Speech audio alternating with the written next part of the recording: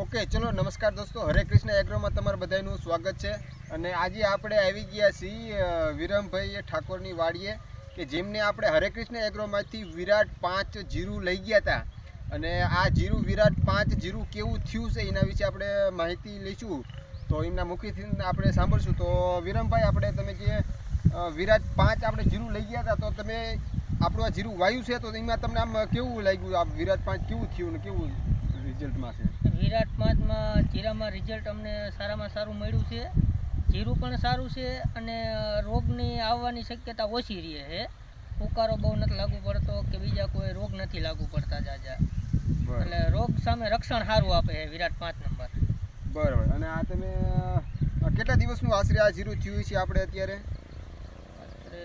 અંદાજે 65 થી 70 દિવસ. 65 થી 70 દિવસનું જીરું થયું છે. અને તમે જો આ બહુ મસ્ત જીરું છે. આખું તમને બતાવું તો જો તમે કે આ